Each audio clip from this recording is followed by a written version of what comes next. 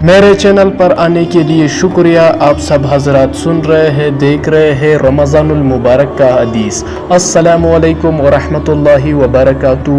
آپ دیکھ رہے ہیں عبد النافع اسلامک ایجوکیشن۔ میرا نام ہے عبد النافع۔ تو پڑھنے جا رہے ہیں رمضان المبارک کا حدیث۔ بسم اللہ الرحمن الرحیم۔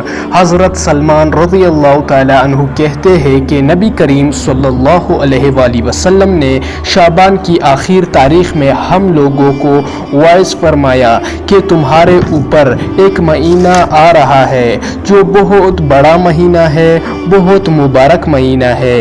اس میں ایک رات شب قدر جو 1000 مہینوں سے بڑھ کر ہے، اللہ تعالیٰ نے اس کے روزے کو فرض فرمایا اور اس کے رات کے قیام یعنی تراویح کو ثواب کی چیز بنایا ہے۔ جو شخص اس مہینے میں کسی نیکی کے ساتھ اللہ کا قرب حاصل کرے، ایسا ہے کہ جیسے غیر رمضان میں فرض ادا کیا۔ جو شخص اس مہینے میں کسی فرض کو ادا کرے، وہ ایسا ہے کہ جیسا غیر رمضان میں 70 فرض ادا کرے۔ یہ مہینہ صبر کا مہینہ ہے اور صبر کا بدلہ جنت ہے، اور یہ مہینہ لوگوں کے ساتھ غمخواری کرنے کا ہے۔ اس مہینے میں مومن کا رزق بڑھا دیا جاتا ہے۔ جو شخص کسی روزہ دار کا روزہ افطار کرائے، اس کے لیے گناہوں کے معاف ہونے اور آگ سے خلاصی کا سبب ہوگا، اور روزہ دار کے ثواب کی مانند اس کو بھی ثواب ہوگا، مگر اس روزہ دار کے ثواب سے کچھ کم نہیں کیا جائے گا۔ صحابہ کرام رضی اللہ تعالی عنہ نے عرض کیا کہ یا رسول اللہ صلی اللہ علیہ وآلہ وسلم، ہم میں سے ہر شخص تو اتنی وسعت نہیں رکھتا کہ روزہ دار کو روزہ افطار کرائے۔ تو آپ صلی اللہ علیہ وآلہ وسلم نے فرمایا کہ پیٹ بھر کر کھلانے پر موقوف نہیں، یہ ثواب تو اللہ جل شانہ ایک کھجور سے کوئی افطار کرا دے، یا ایک گھونٹ پانی پلا دے، یا ایک گھونٹ لسی پلا دے، اس پر بھی دے گا۔ یہ ایسا مہینہ ہے کہ اس کا اول حصہ اللہ کی رحمت ہے، اور درمیانی حصہ مغفرت ہے، اور آخری حصہ آگ سے آزادی ہے۔ جو شخص اس مہینے میں ہلکا کر دے اپنے غلام و خادم کے بوجھ کو، تو حق تعالی شانہ اس کی مغفرت فرما دیتے ہیں اور آگ سے آزادی فرماتے ہیں۔ اور 4 چیزوں کی اس میں کثرت رکھا کرو، ان میں سے 2 چیزیں اللہ کی رضا کے واسطے اور 2 چیزیں اپنے لیے کیا کرو۔ ان میں سے جو 2 چیزیں جن سے تم اپنے رب کو راضی کرو، وہ کلمہ طیبہ اور استغفار ہے، یعنی ایک لا الہ الا اللہ کی کثرت ہے اور دوسرا استغفار ہے۔ اور دوسری 2 چیزیں جو تمہارے لیے ہے، وہ یہ کہ جنت کی طلب کرو اور آگ سے پناہ مانگو۔ جو شخص کسی روزہ دار کو پانی پلائے، حق تعالی شانہ قیامت کے دن میرے حوض سے اس کو ایسا پانی پلائیں گے جس کے بعد جنت میں داخل ہونے تک اس کو پیاس نہیں لگے گی۔ محدثین کو اس کے بعد سورہ میں کلام ہے، لیکن اول تو فضائل میں اس قدر کلام قابل تحصل ہے، دوسرے کہ اس کے اکثر مضامین کی دوسری روایتیں معدد ہے۔ اس حدیث میں سے چند امور معلوم ہوتے ہیں۔ اول، نبی کریم صلی اللہ علیہ وآلہ وسلم کا اہتمام کہ شعبان کی آخر تاریخ میں خاص طور سے اس کا وعظ فرمایا اور لوگوں کو تنبیہ فرمائی تاکہ رمضان المبارک کا 1 سیکنڈ بھی غفلت میں نہ گزر جائے۔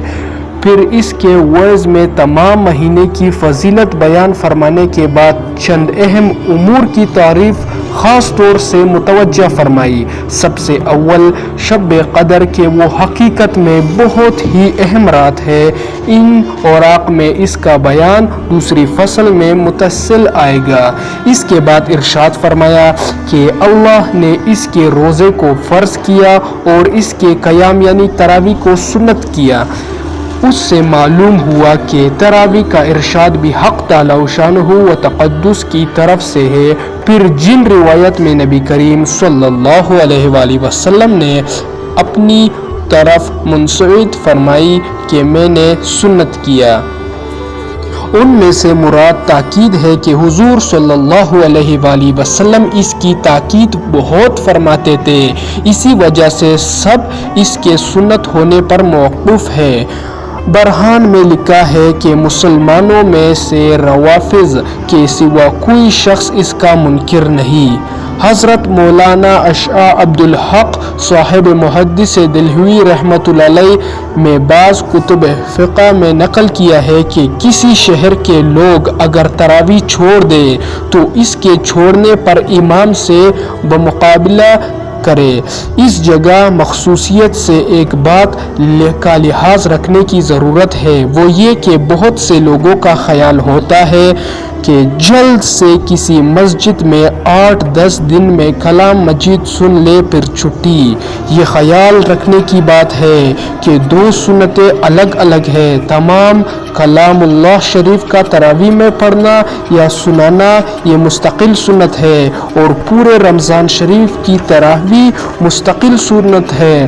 پس اس صورت میں ایک سنت پر عمل ہوا اور دوسرا سنت رہ گیا۔ البتہ جن لوگوں کو رمضان المبارک میں سفر وغیرہ یا کسی وارد وجہ سے ایک جگہ تراویح پڑھنی مشکل ہو، اس کے لیے مناسب ہے کہ اول قرآن شریف چند روز میں سن لے تاکہ قرآن شریف ناقص نہ رہے، پھر جہاں وقت ملے اور موقع ہوا وہاں تراویح پڑھ لیا کرے۔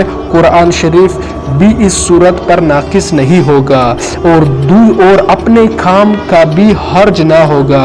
حضور صلی اللہ علیہ وآلہ وسلم نے روزہ تراویح کا ذکر فرمانے کے بعد عام فرض اور نفل عبادت کے اہتمام کی وجہ سے توجہ فرمایا۔ تو ابھی آپ حضرات بھی سن سکتے ہیں، اذان شروع ہے تو ویڈیو ختم کرنے چلا ہوں۔ جن حضرات کو یہ حدیث مبارک پسند آ گئی، صرف اور صرف وہی حضرات چینل کو سبسکرائب کرتے جانا اور میرے چینل پر جڑتے رہنا تاکہ ہر وقت کا حدیث آپ حضرات تک پہنچے۔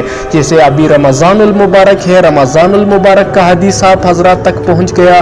ہر گھنٹے کا ہمارے دل میں شوق ہو دینی علم کا، تبھی اللہ پاک ہمیں طلب دیں گے تاکہ دین کے ہر فضائل کا ہمیں پتہ ہو۔ اسی لیے تو کہتے ہیں کہ علم کا ایک باب 1000 رکعت نوافل سے افضل ہے۔ ملتے ہیں پھر اگلے کسی حدیث کے ٹاپک پر، ابھی کے لیے اللہ حافظ۔